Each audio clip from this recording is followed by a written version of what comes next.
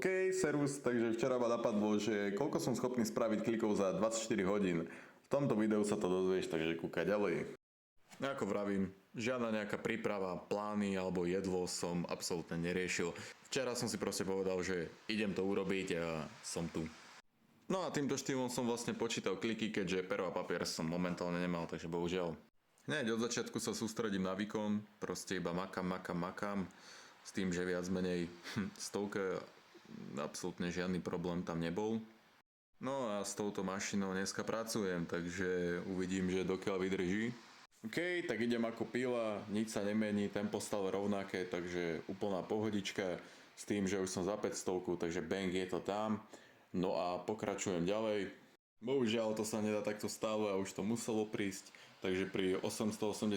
kliku som už proste cítil to rameno a musel som si aspoň trošku rozcvičiť, lebo proste ja som šiel stále. No a pokiaľ ťa zaujíma tempo, tak mám tu tabuľku a tam uvidíš všetky moje časy. Takže poďme rýchlo hitnúť tú 1000, lebo chcem to mať za sebou. Bang je tam, takže úplná pohoda, ako vravím. Okrem toho ramena nebol absolútne žiadny problém. A takto som dopadol, takže si ma môžeš čeknúť. S tým, že tu máš aj tabuľku, ktorú som ti slúbil. OK, prestávku mám za sebou, to bolo nejakých 40 minút. Za ten čas som stihol do seba dať iba banán, cigu a energetiak. Ako vrajem, nebol som vôbec na toto pripravený. No a pokračoval som ďalej s tým, že už keď sa blížil ten koniec, čo bol tých 1500, tak už som začal cítiť to rameno a bolo čas si dať pauzu trošku dlhšie. Dobre, tu máš moje časy, idem momentálne za rodinou, takže pre mňa to týmto končí a 1500 klikov 3 hodiny, celkom slušné. OK, je momentálne 7 hodín, takže mám ešte 17 hodín na to, aby som dal minimálne 5000 klikov. S tým, že 4 hoďky som bol s rodinou, rameno ma pícha, ale inak v pohode. Takže ideme naspäť, máme čo dobiehať, takže poďme na to. Táto nálada mi ale dlho nevydržala, keďže už po 200 klikoch som naozaj cítil tie ramená a nebolo to vôbec príjemné. S tým, že už ma začalo píchať aj v ramene, takže to tempo vôbec nebolo ako predtým. Ďalšia vec je, že každý 20. klik som musel tie ruky precvičovať a ten čas bol úplne inde, s tým aj moje tempo, takže už som sa to snažil iba dorobiť. Dobre, ďalších 500 za nami, takže 2000 kusov a momentálne si dáme menšiu prestávku, pretože stále ma pícha v tomto ramene. S týmto je to úplne v pohode a začína aj tento spodok, ale tak asi kvôli tomu, že má to niečo za sebou. Idem sa dobre najesť a idem si to nejako rozcvičiť, nech môžeme pokračovať. 2000 mám, bolo to cca nejakých 50 minút a ide sa ďalej, boys. OK, je momentálne 11 hodín a smerujem do posilky 24, takže to bude momentálne moje útočisko. Momentálne máme na konte 2000 klikov, to znamená, že potrebujem sa dostať na 5000. Takže tak, dal som si aj nejaký kolagén alebo nejakú sračku na to rameno, tak uvidíme. Každopádne som sa vrátil domov, keďže nejaký postihnutý QR kód mi nefungoval v posilke, takže som si to odcvičil doma s tým, že už to bola veľká slabota, lebo tie ruky ma naozaj boleli a každý jeden klik bol pre mňa proste bolesť, takže rýchlo som si to odcvičil a išiel som spať. OK, mám dosť. Sú 2 hodiny ráno, tá ruka ma už dosť bolí. Aj tento spodok lakťu, takže nejdem sa zničiť len kvôli nejakému, neviem akému egu. Dám si budík na nejakú 8-9, takže sa do toho pustíme. OK, držte palce, dobrú noc. Dobré ránko, je 10 hodín, idem do seba dať kávu, najesť sa, mám ešte 2 hodiny. To sa týka stavu môj rúk. Rameno toto vybavené. A lakeť deto. Takže nič, najem sa, pokračujeme. OK, takže som sa dal rýchlo dokopy a idem sa rýchlo rozcvičiť, lebo som celý stuhnutý a najradšej by som sa na toto všetko vysral.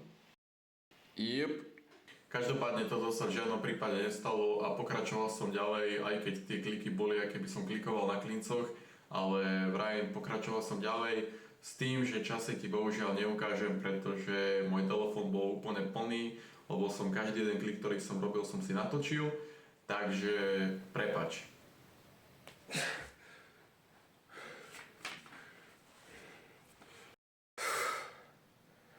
dosť. Ešte 200 do 3000. A mal som veľké oči s tými 5000-kami, ale 3000 je fajn. Celý som doplatený, ani som sa nesprchoval. Poďme dať ešte tých 200. No a ako sa hovorí, čím bližšie si pri cieli, tým viac sa ti nechce, no a toto nebola žiadna výnimka. Posledná stovka a 3000. No a od tohto momentu som absolútne nič neriešil a už mi nešlo o nič iné, iba to dorobiť a proste čaves.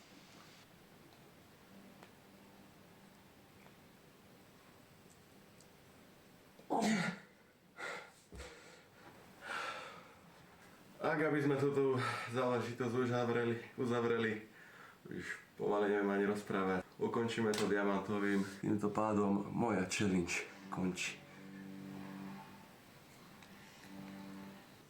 OK, sme na konci challengeu a momentálne ti poviem, čo by som spravil úplne ináč, keby som mal začať odznova. Začal by som určite tým, že by som si to cvičenie rozdelil. To znamená, že nerobil by som tak impulzívne to cvičenie, ako som to robil ja, že hneď od začiatku som bombil, ale urobil by som to konzistentnejšie, tým pádom by som si to rozdelil na každú hodinu nejaký počet klikov, pretože som sa veľmi rýchlo unavil a viac menej tie viaceré prestávky, ako som mal, že 3 hodiny, tak dosť som potom pocitil na tom tele a fakt, keď sa raz zastavíš, tak tým pádom už nevládzeš.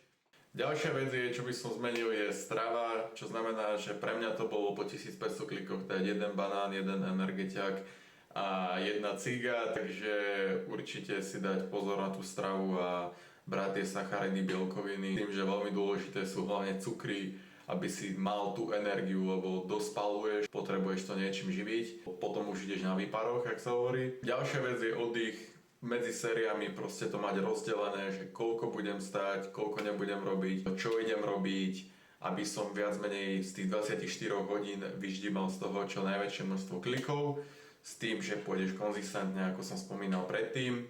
Miesto, kde budeš cvičiť, ako si mohol všimnúť, tiež ďalšia vec, čo som absolútne neriešil vopred, je to, že viac menej bol som v posilke, čo je v poriadku, potom som bol doma, lenže keďže už bolo proste 2 hodiny ráno, tak už som proste tú rodinu vyrušoval tým, že som tam cvičil. Takže som chcel ísť do tej 24 hodinovej, ale registráciu som si nerobil predtým, takže proste všetko si naplánovať, ja som išiel bez plánu. A taktiež daj si pozor na rozcvičovanie, pretože fakt, že s tým stúhnutým telom moc nezájdeš. Akože toto som dodržal, či už to bola yoga, klasické rozcvičovanie, tak proste rozcvičoval som sa. A čo sa týka ramena a týchto vecí, jednoznačne mať nejakú mastičku alebo niečo na to. A asi posledná vec, čo sa možno budeš pýtať je, čo moje telo, že ako som dopadol. Viac menej po jednom dni to proste odišlo a už som cvičil úplne normálne s tým, že už som kliky nerobil a ešte som si proste normálne s činkami. A ďalšia vec je, že ja už cvičím nejaké 2-3 roky s vlastnou váhou, takže pre mňa je to úplne iné ako pre niekoho, kto proste cvičí iba s jednoručkami a tak ďalej. Takže týmto videom som chcel hlavne iba ukázať, že aj bez prípravy sa to dá, niekedy proste ideš proste na max a nepotrebuješ riešiť niečo okolo. Samozrejme, že viac by mi pomohlo, keby som to mal rozdelené, ale ide o princíp a to, že vždy si môžeš povedať, že OK, idem to urobiť a ideš to urobiť, takže ďakujem, že si pozrel toto video, ja som strašne rád za to, že si tu ostal, že to počúvaš a jednoznačne daj odber, like a komentár, lebo dosť mi to pomôže aj ako feedback, keďže som začínajúci. Takže ešte raz ďakujem pekne, že za toto video, že si pozrel. Zatiaľ sa maj a držím palce a keď som to dal ja, ktorý fajčí, tak jednoznačne, ak ja dám 3000 s fajčením, tak ty musíš dať 6000 bez fajčenia. Ešte raz, maj sa, ahoj.